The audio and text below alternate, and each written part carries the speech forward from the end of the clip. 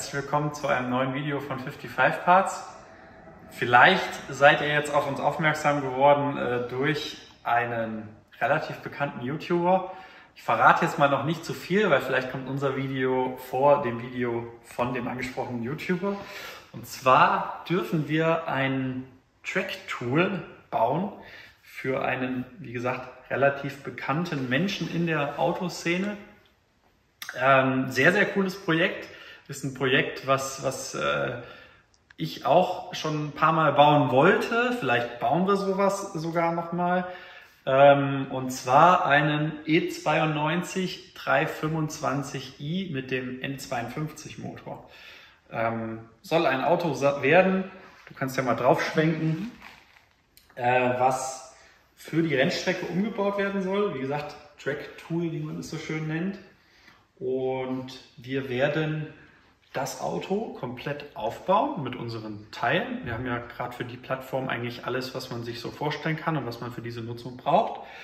Wir werden das Projekt komplett von A bis Z betreuen und in unserer Werkstatt eben auch aufbauen. Ich bin schon sehr gespannt. Wird auf jeden Fall ein sehr, sehr cooles Projekt, gerade für wenn von euch jemand sich jetzt das Video anguckt und auch mit dem Gedanken spielt, sich ein Auto für die Rennstrecke zuzulegen. Aus meiner Sicht ist diese Plattform mega gut geeignet, weil du hast nicht die Probleme mit Rost, mit altersbedingten Schwächeerscheinungen wie bei einem E36 oder E46. Du hast einen reinen Sechszylinder, der nicht allzu viele Schwachstellen hat, sagen wir so. Und du hast insgesamt ein relativ preiswertes Auto, das muss man auch sagen. Die kriegt man aktuell zu einem guten, vernünftigen Kurs und sie sind halt mit ein paar Handgriffen auch relativ schnell auf der Rennstrecke.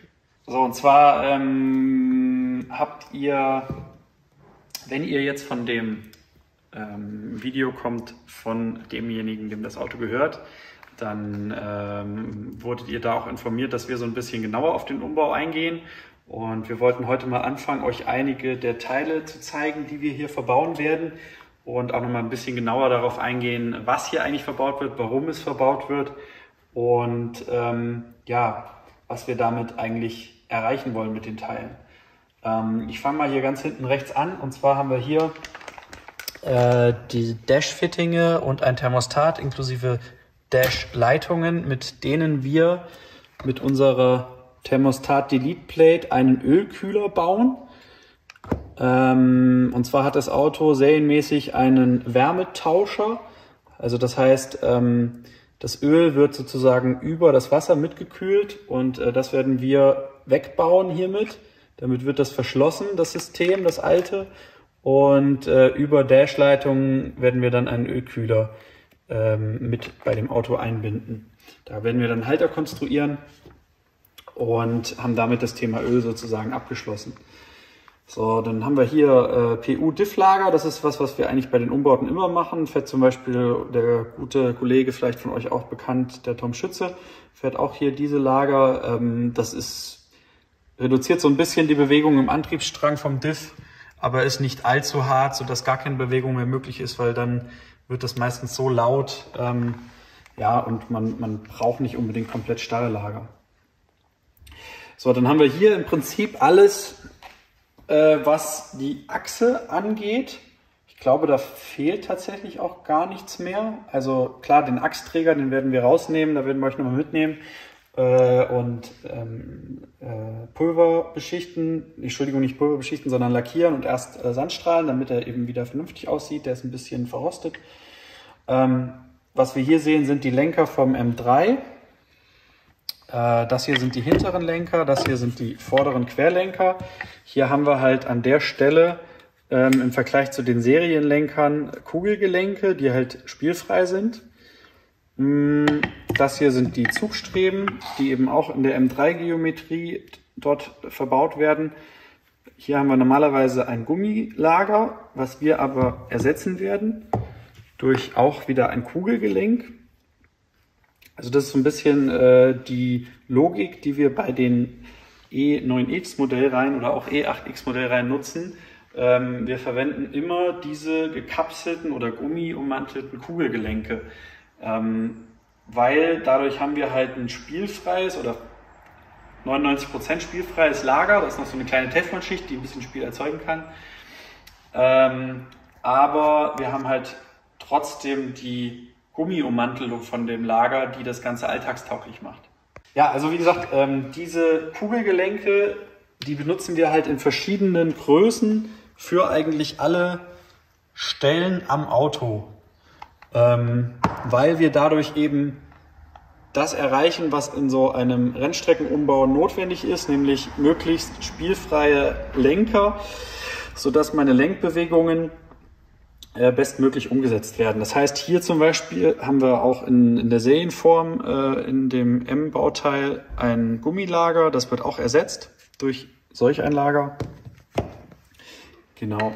Dann ein ganz wichtiges Bauteil sind auch hier diese Tonnenlager. Das ist das Lager, womit der hintere Achsträger an euer Chassis angeschraubt ist. Und die sind halt gerade in den Nicht-M-Fahrzeugen super, super weich. Und was dann passiert ist, wenn ihr jetzt mit sehr grippigen Reifen oder viel Leistung oder generell sehr, sehr sportlich fahrt, dass dann der Achsträger sozusagen durch die Gummilagerung in Relation zum Chassis sich bewegt.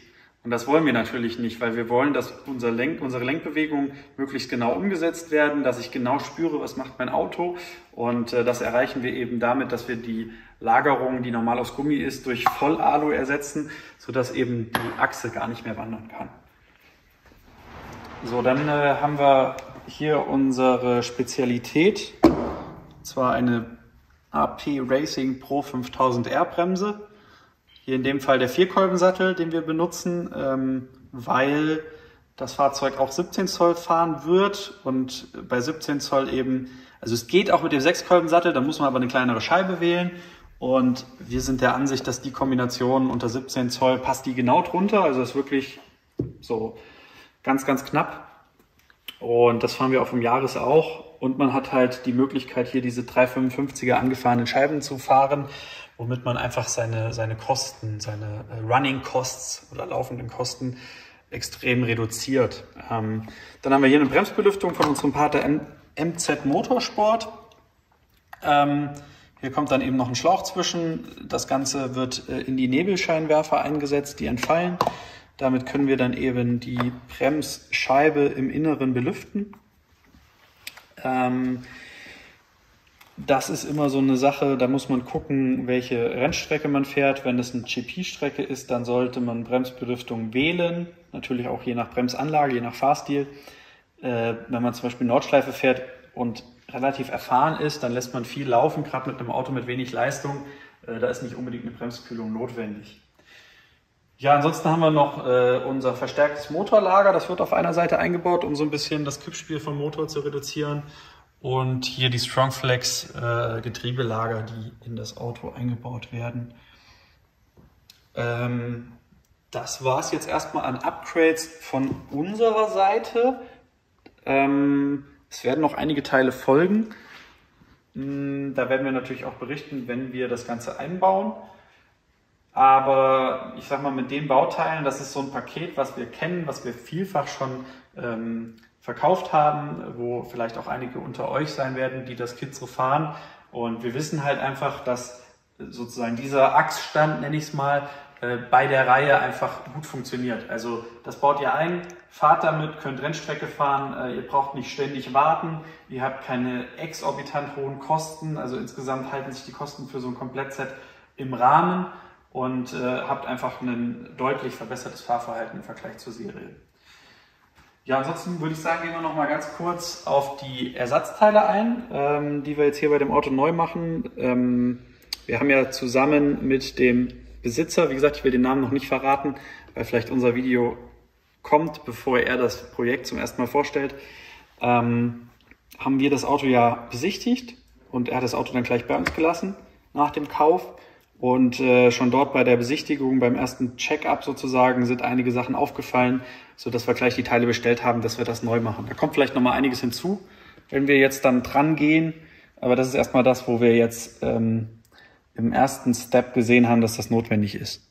Und zwar haben wir eine neue Kette, eine Steuerkette inklusive der Gleitschienen und dem Kettenspanner. Wir haben ein neues Mittellager von der Kardanwelle und eine neue Hardy-Scheibe, weil die relativ alt aussahen.